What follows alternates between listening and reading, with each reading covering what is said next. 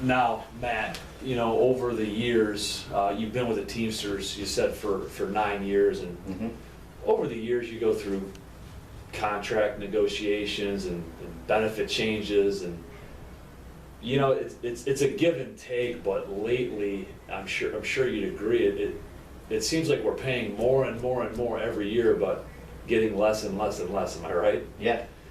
So that's exactly why they have me out here.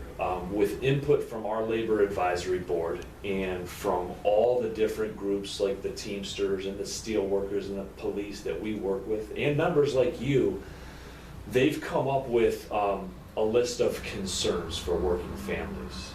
And Matt and Mary, these were by far the biggest concerns that every single one of our families faced. Now, let me show you. The first concern that they came up with actually deals with funerals and final expenses, Matt. Now, do you know what the average cost of a funeral is today?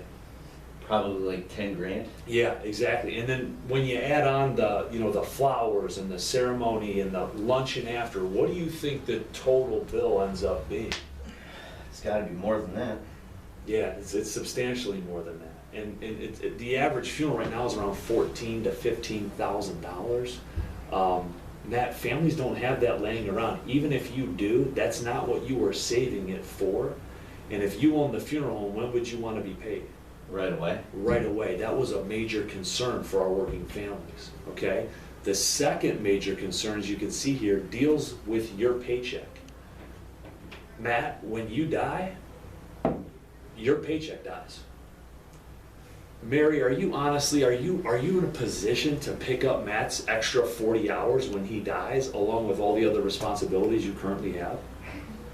Yeah, it'd be impossible. So that was the next major concern, okay? Now, the third one deals with your home.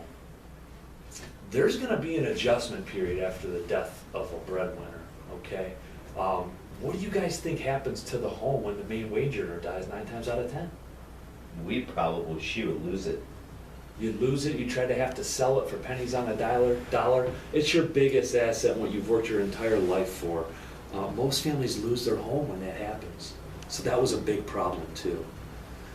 And the next one deals with your children, Billy and Susie.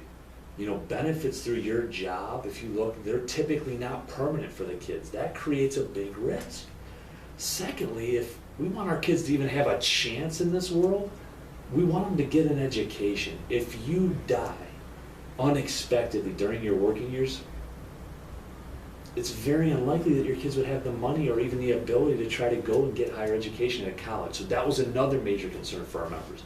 The fifth one deals with co-pays, deductibles, and lost wages, guys. This has to do with your health insurance.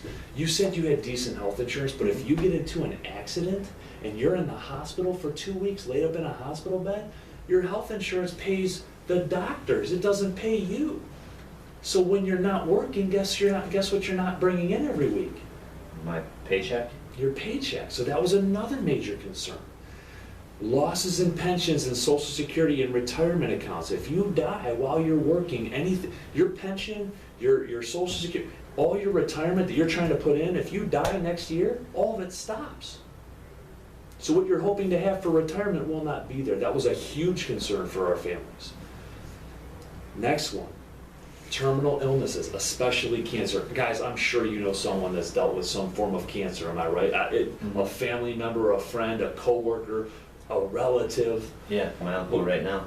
It's everywhere. What they say, Matt and Mary, is that according to the American Cancer Society, men, we have a 1 in 2 chance. It's me or you, Matt. Mary, it's for women, it's 1 in 3. Listen, medical expenses are the leading cause of bankruptcy in the United States. And health insurance pays the doctors, it does not pay you. That was another major, major problem. The final concern, guys, as you can see, is affordability. To try and take care of every single one of these concerns that we just went over, if you were to try to get something for this and get something for that and get protection on the open market, think of how many hundreds of dollars or maybe even thousands of dollars it would cost you every month to handle every one of these. Yeah, it's not affordable. It's not affordable on the open market. And so what happens is people don't do anything. And so, or they wait, and every year you wait to handle these concerns, it gets way more expensive. And if you have one little health problem, you risk not even being able to qualify to fix those concerns at all. So these were the list of concerns, guys. Now, listen, these may or may not be all concerns for you, but the most important benefit that's been set up for you guys, that's been arranged for you, is your benefit software analysis.